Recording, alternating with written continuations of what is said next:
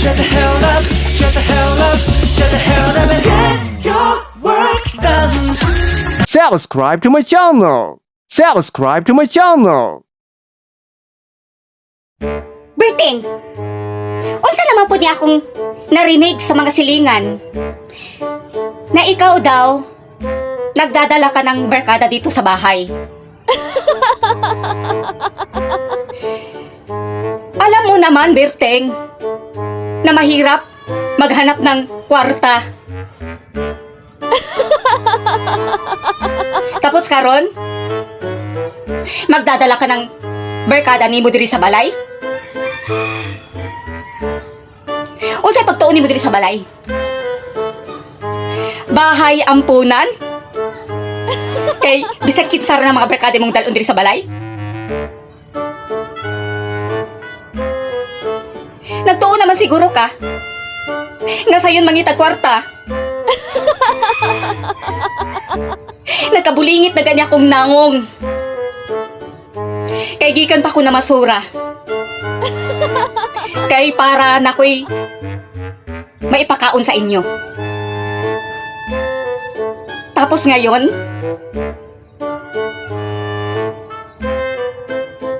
malaman ko na lang na nagdadala ka pala ng barkada dito sa bahay. Anong akala mo sa akin, Berting? Dili ba yagyod lalim mamasura sa ibang bansa para lang may maibigay ako sa inyo na pagkain ng mga kapatid mo.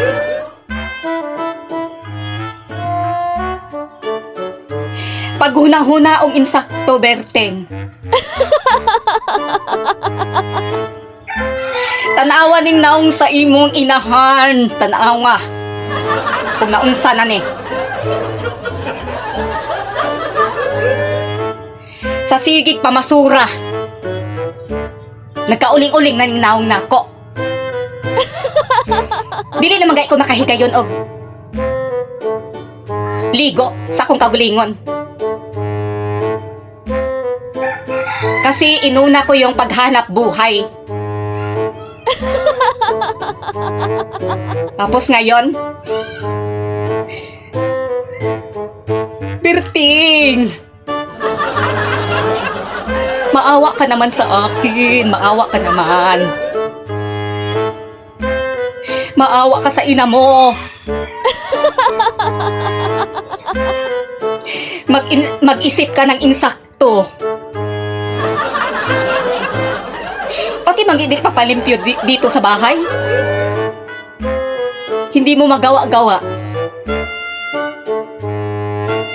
Kasi yung inaatupag mo yung gala-gala ng mga barkada mo.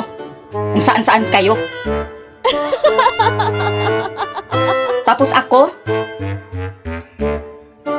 naghahanap buhay, nagkauling-uling ang nawong.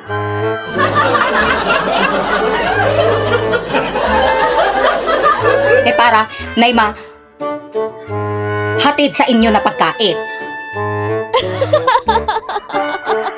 Alam ko na alam mo yon.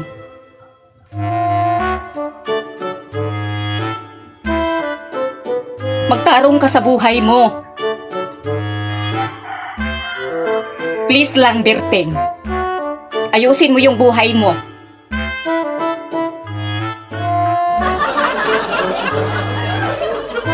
Kung alam mo lang, Berting, ang mga paghihirap ko.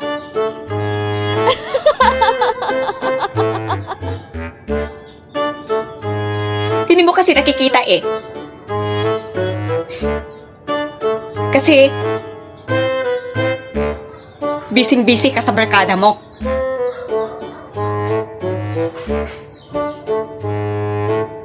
Please lang, Berting. Isaksak mo sa baga yung sinasabi ko sa'yo.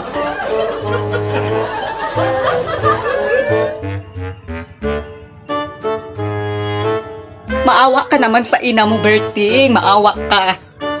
Please lang.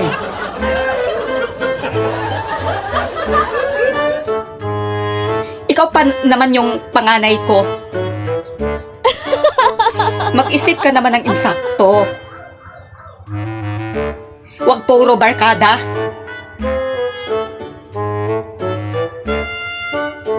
Akala mo ba madali sa akin?